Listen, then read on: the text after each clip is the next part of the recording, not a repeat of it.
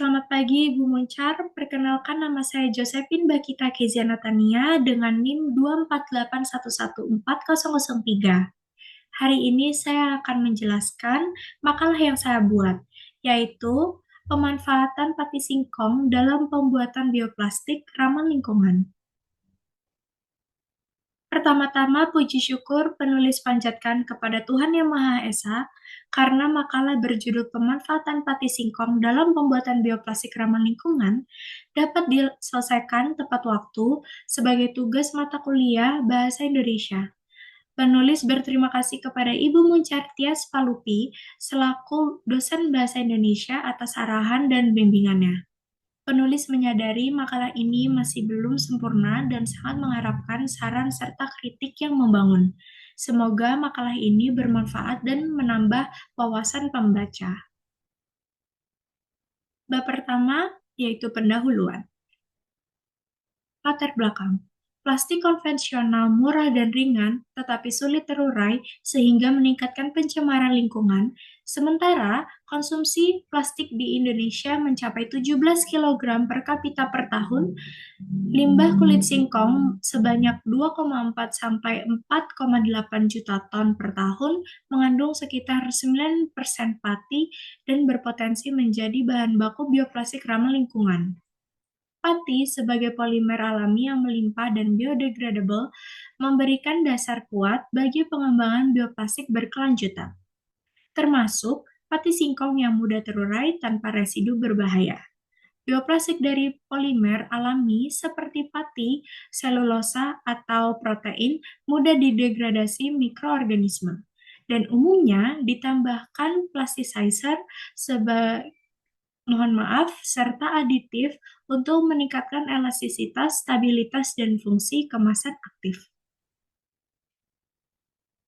Berikutnya, batasan masalah. Penelitian ini difokuskan pada pembuatan bioplastik berbahan dasar pati singkong dengan penambahan selulosa mikrokristalin. Parameter yang diuji meliputi sifat mekanik berupa kuat tarik dan regangan sebagai indikator kekuatan material.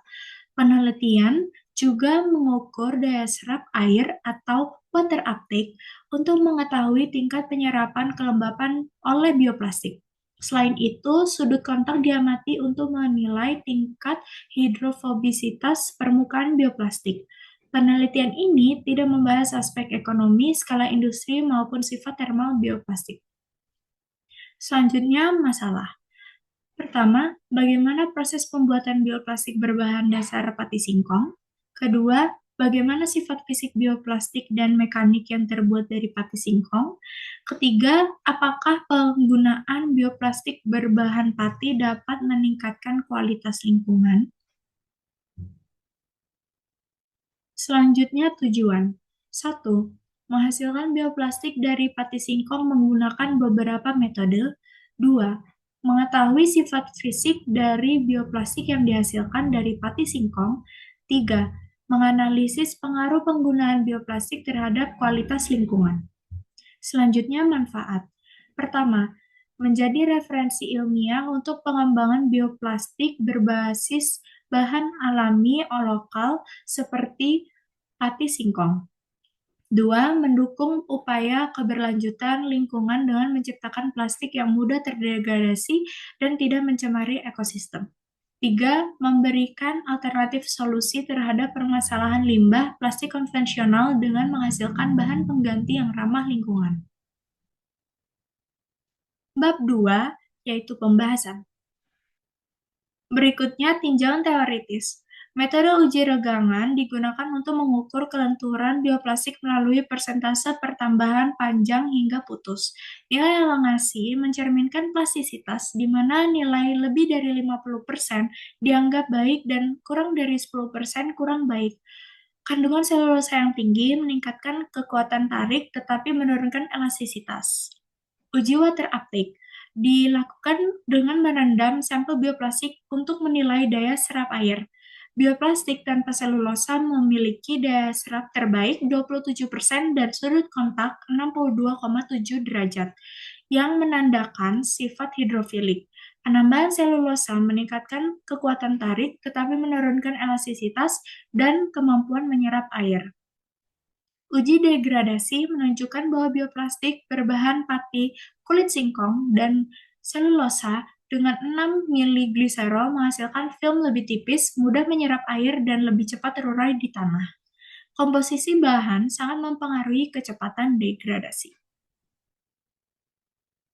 Uji kekerasan menggunakan durometer Shore A menunjukkan nilai tertinggi 67,99 pada bioplastik.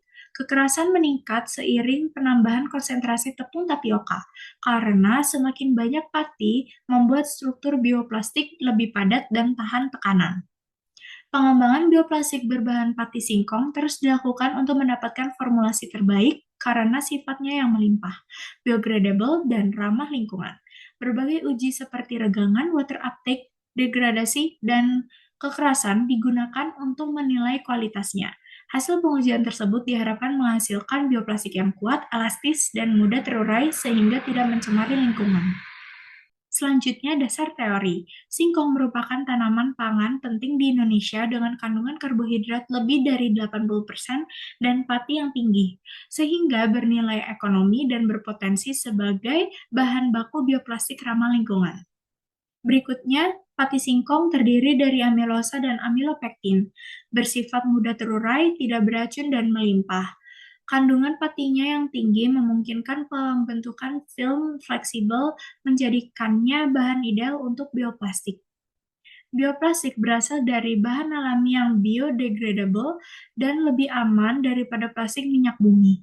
Dengan penambahan plasticizer, emulsifier, dan zat aktif, bioplastik dapat menjadi kemasan fungsional yang kuat, elastis, dan berkelanjutan. Bab 3, yaitu penutup. Kesimpulan. 1. Penelitian berhasil menghasilkan bioplastik dari pati singkong dan mengujinya melalui uji regangan, water uptake, degradasi, dan kekerasan. 2.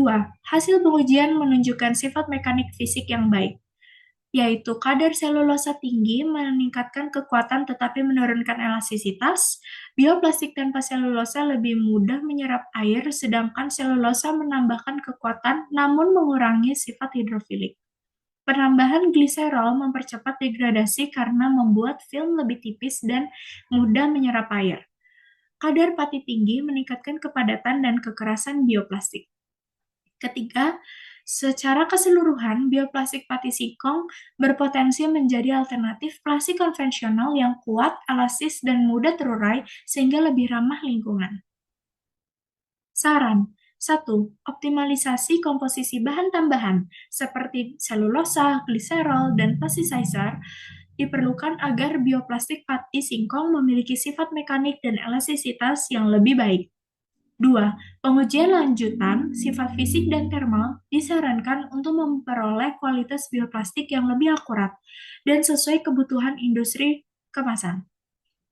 3. Diperlukan penelitian lebih lanjut mengenai tingkat biodegradasi di lingkungan nyata serta pemanfaatan limbah kulit singkong atau sumber pati lokal lainnya guna mendukung ekonomi sirkular dan keberlanjutan lingkungan. Berikut daftar pustaka yang saya gunakan. Sekian penjelasan dari saya. Terima kasih.